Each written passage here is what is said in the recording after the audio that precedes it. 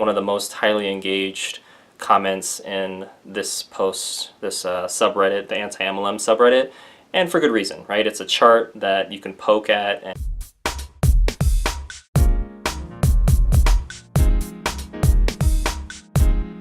which chart can you use whenever the whole MLM is like a company excuse is used? Well, on the Reddit post that I'm going to share with you, there's a little, chart that I want to share with you, and there's also another chart that I saw from one of my clients. It's so important to kind of see both sides of the coin here, okay, in many different ways. So this is from the Anti-MLM subreddit, and I'm going to show it to you, and then I'm going to also describe it because it may be a little bit hard to see from here. But you have here, basically, you have the MLM, right? You got the founder, you have salespeople. So the founder is really happy, right? They're winking. Salespeople, less excited, even less excited, or the levels below the MLM. And then you have the people that are pretty much frowning in here, okay? And then when you look at the actual company, so this is when people compare a company. You have the CEO who's, smiling kind of. Everyone kind of has the same facial expression, but you have many different layers of the company, and it talks about basically, under the CEO, you have production manager, accounting, HR, and then under them you have production team leader, quality assurance team leader, shipping team leader, maintenance team leader, so team management basically. And then under them you have specialists basically for each different department. And all of them have kind of the same facial expression, which is a slight smile. Whereas the MLMs have a really winky face, big smile because you're at the top, and then everyone else just turns down, from there on the spectrum to just, totally sad face on an MLM. And that's basically the chart that anti-MLMers want to show people to say like, hey, well, at least in a company, everyone's got the same smirk on their face and they're just different layers, even though it does look like a pyramid too, right? That's the company and that's the MLM right there. But with the MLM, people get sadder the lower they go, which is not always true though, because there's people in MLMs that get basically higher ranking than the people that enrolled them because they had, better performance or more results. And so this isn't always true with the whole MLM thing. But I do want to show another chart with you, and I'll also describe it because it might be a little hard to see. But you have a chart here, and basically it shows this is all their pyramid, right? You have the CEO at the top, president, vice president, middle management, team leaders and supervisors, hard-working employees at the very bottom. And the very bottom it says virtually no chance of becoming the president or the CEO, okay? Because you're the hard-working employees. And then it says your job, right? Your job at the bottom for more than 25 years of your life. And then it says no thanks, look like a pyramid scheme.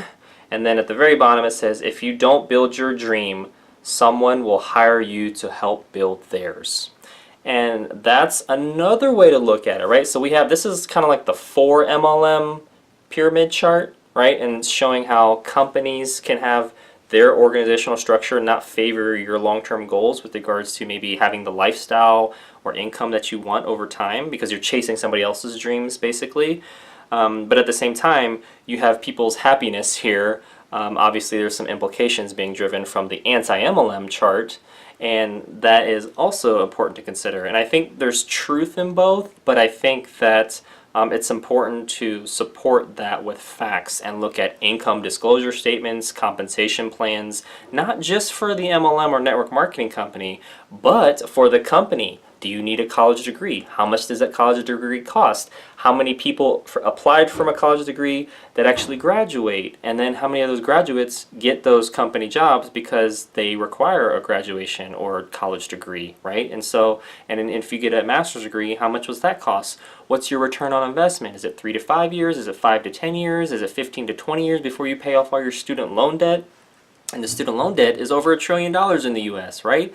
And I know people who are still paying college debt, and it's been over 10 years, and they just got an undergraduate degree. I was fortunate to have scholarships and be a resident advisor to be able to basically leave college debt-free, but that's because I focused on, well, I mean, there's a lot of reasons, but anyways, the point is I was able to leave college without that, and, it's okay to have debt, because it helps you grow and build things, but at the same time, like, we need to look at both the anti-MLM, approach, but then also the For-MLM approach and pull the truths, whether it be kernel size or watermelon size, out of each so that we can come to a more accurate conclusion. And that's going to require suspending disbelief for just a moment if whatever you believe in, and just looking at, hey, again, what's the kernel to watermelon size piece of truth, and everywhere in between on size, and how can I come to an accurate conclusion about this? And that's going to typically require looking at pros and cons from both sides, as well as more fact-based information like I previously mentioned with the income disclosure statements, compensation plans, graduation rates,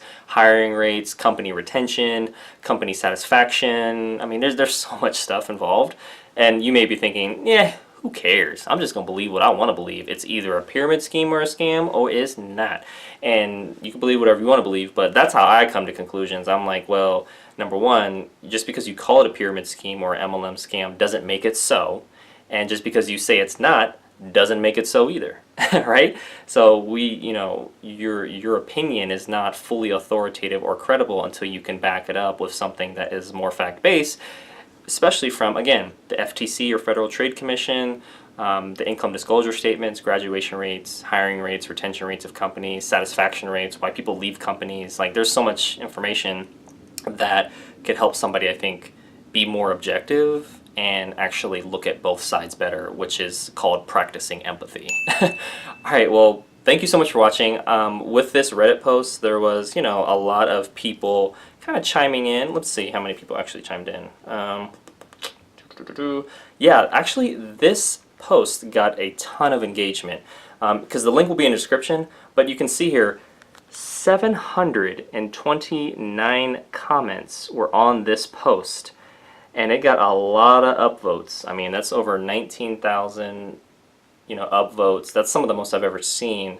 Yeah, and one of the main commenters says, user reports, 1, companies are like MLM and that they exploit people. Then there's more replies, again, tons of comments in here. One of the most highly engaged comments in this post, this subreddit, the Anti-MLM subreddit, and for good reason, right? It's a chart that you can poke at and basically just conclude as true, but it's only one side of the coin, and it's only a partial side of that one coin too, I would say. So anyways, hopefully that's helped to give you a little bit more perspective, or at least think about things a little bit differently, and check that out. Maybe you can either see the comments and read them, and hopefully look at both sides better too. And hit the like button if you did, subscribe to my channel if you haven't already done so for future video updates, and again, check out the links in the description below so you can continue to get your learn on, and I will see you in the next video.